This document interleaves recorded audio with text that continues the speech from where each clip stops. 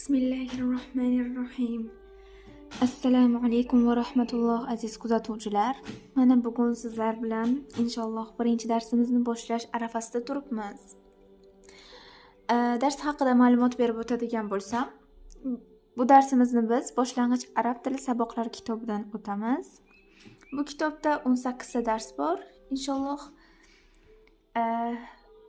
muntazam darslarni ko'rib bo'lsangiz, bir oyga qolmay bu kitobni tugatamiz.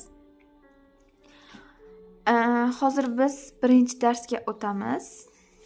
Birinchi darsimizda biz arab alifbosi bilan tanishamiz va 3 ta harfning qanday o'qilishini o'rganamiz.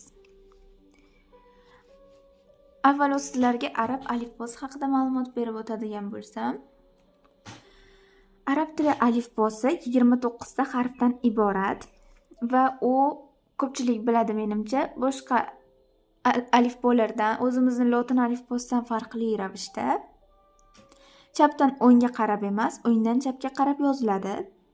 Va yana bir farqli taraf shundaki, arab alifbosida unli harf yo'q. Hammasi o'ndosh.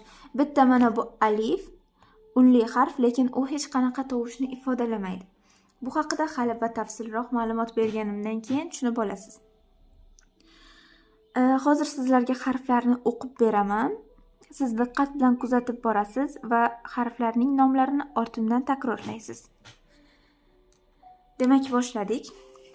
Alif, ba, ta, sa, jim, ha, xo, dal, zal, ro, za, sin, shin, sod, lod, fa, za, ayn, g'oyn, fa, qof, kaf, lam, mim, nun, ha, vav, lam alif, ya.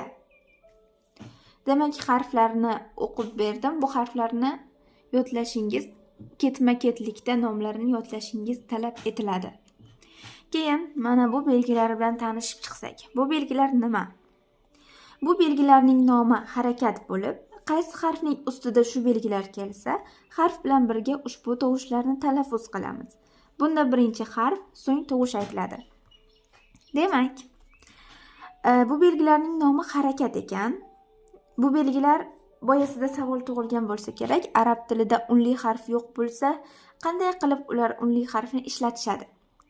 Ular unli harfning o'rniga mana bu unli harflarning tovushini beruvchi harakatlarni ishlatishadi. Ular 3 ta bo'lib, harfning ustida keluvchi mana bu chiziqcha a ni, ostida keluvchi chiziqcha i ni va ustida keluvchi mana bu virgulchaga o'xshash belgi u tovushni beradi. Bu harakatlarning har birining nomi bor.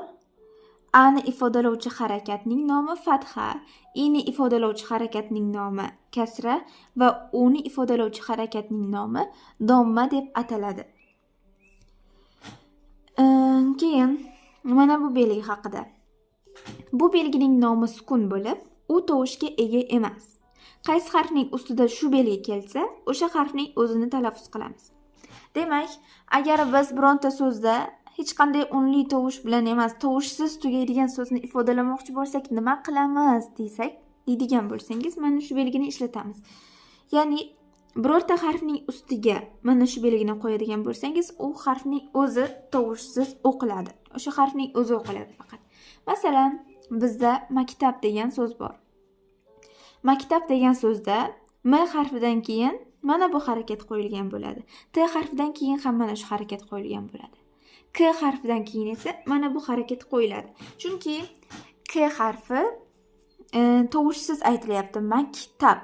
B harfi ham xuddi shunaqa tovushsiz aytilyapti. Shuning uchun bu so'zda K va B ning ustiga mana shu harakat qo'yiladi. Ma'lumot o'rnida aytib o'tamanki, maktab so'zi ham arabcha so'z hisoblanadi. Demak, bizda keyingi ma'lumotlar. Bizda mana birinchi harf. Birinchi harfimiz alif.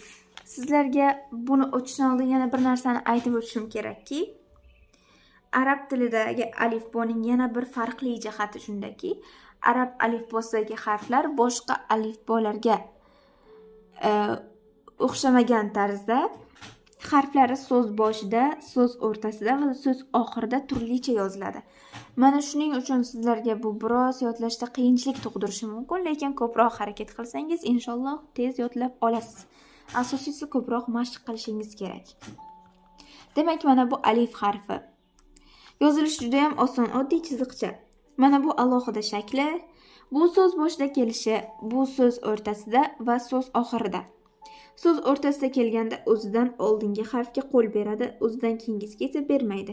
So'z oxirida kelganda ham o'zidan oldingi harfga qo'l beradi, uzr. So'z boshida kelganda esa o'zidan keyingi qo'l bermaydi. Demak, alif harfi o'zidan oldingi kelayotgan harfga ulanar ekan, o'zidan keyingi harfga ulanmas ekan. Mana bu yerda nima uchun o'zidan oldingi harfga qo'l bersa, nima uchun bunday holatda ham kelishi mumkin degan savol tug'ilgan bo'lsa, agar alifdan oldin kelgan harf o'zidan keyingi harfga qo'l bermaydigan harflar toifasiga kiradigan bo'lsa, alif o'zidan oldingi harfga qo'l bera olishiga qaramasdan u qo'l bermaydi. Keyin arab tilidagi bu harf tovushga ega emas. Uning ustida zamma va fatha yoki tagida kasra kelsa, ma'lum tovushni ifoda etadi. Bular harakatlar deb nomlanadi. Bu harakatlar og'iz bo'shlig'idan chiqadi.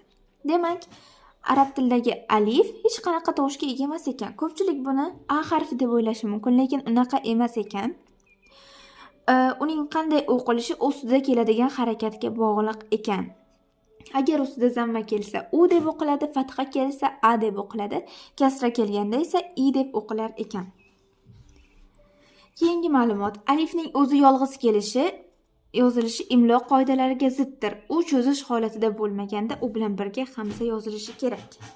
Hamza nima ekan? Hamza halqumning eng tubi ko'krakdan keyin keladigan yerdan chiqadi. Mana buni ko'rsangiz tushunib olasiz.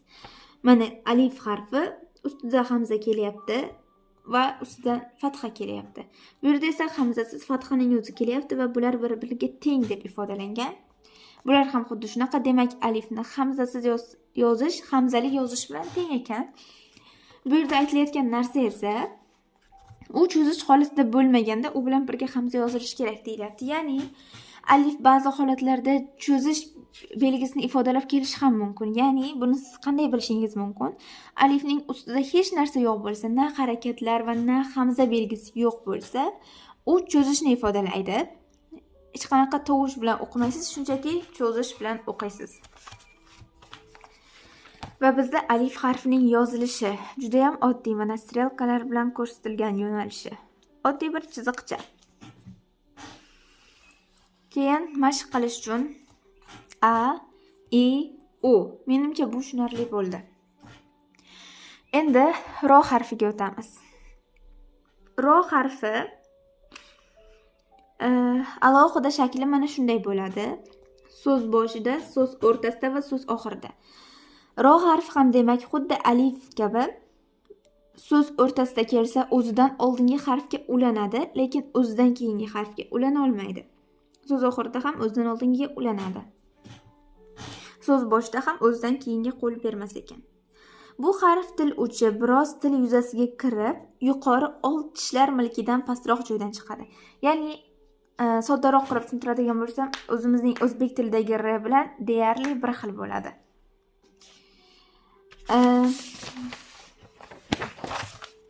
Mana ro harfining yozilishi. Mana strelkalar bo'ylab yozilishi juda ham oson. Mana shunday qilib yozasiz. Keyin mashq qilish uchun so'zlar.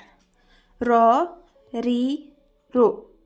Mana shu yerda savol tug'ilishi mumkin. Nima uchun ustida fatha kelganda ra deb emas, ro deb o'qilyapti? Chunki ro harfi yo'g'on harf hisoblanadi. Yo'g'on harf nima deydigan bo'lsangiz, arab tilida shunday harflar borki, uning ustida fatha kelsa, a deb emas, o deb o'qiladi. Bunaqa harflar arab tilida bir nechta bor. Hali darslar davomida bilib olasiz. Demak, xuddi nomidan ham bilsangiz bo'ladi, bunaqa harflar o'zi nomlanishda ham o'zining tovushidan keyin o bilan kelib nomlanadi. Mana bu ham ra emas, ro deb nomlanyapti.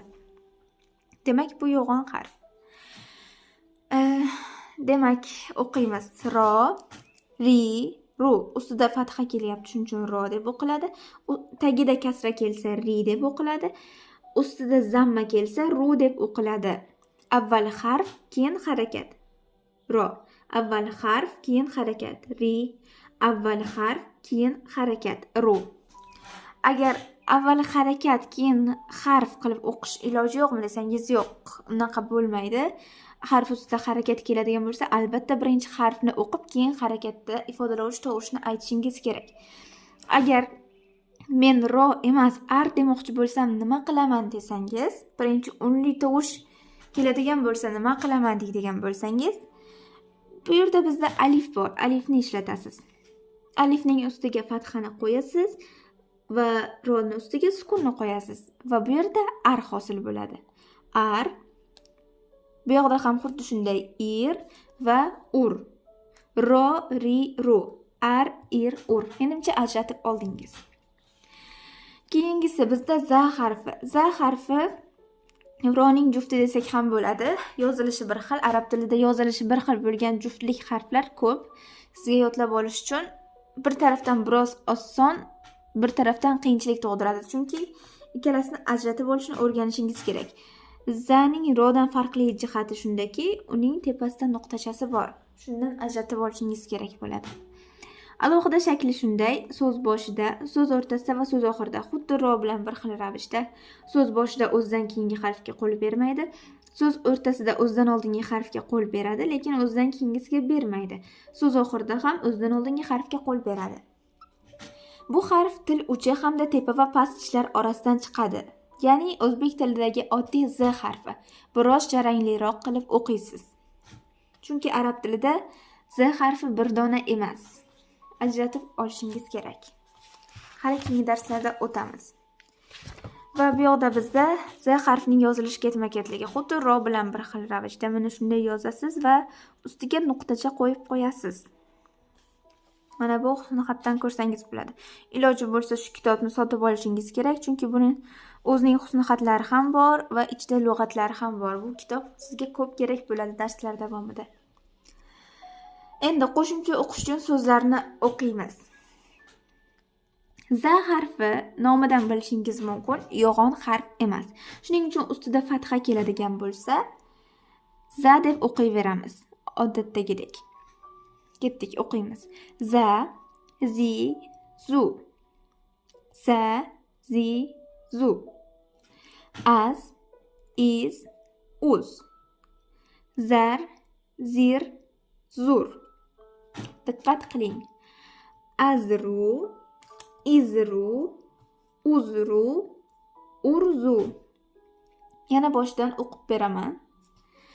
Za, zi, zu.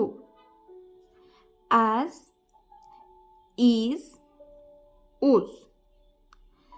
Zar, zir, zur.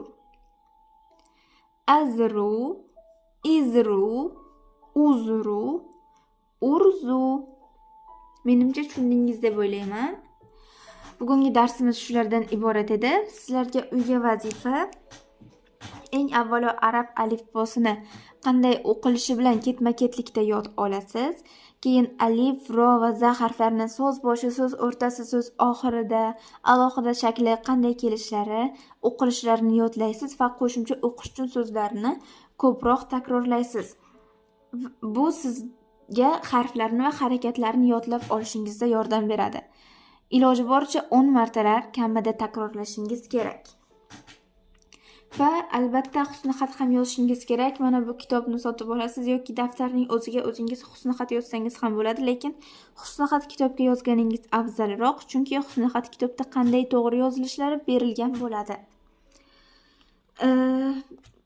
Bugungi darsimiz shundan iborat edi. Agar savollaringiz bor bo'lsa, bemalol izohlarda yozishingiz mumkin. Agar uyga vazifalaringizni tekshirtirmoqchi bo'lsangiz ham bemalol izohlarda yoki shaxsiydan ham yuborishingiz mumkin. Men bemalol uyga vazifalaringizni ko'rishim bilan tekshirib beraman.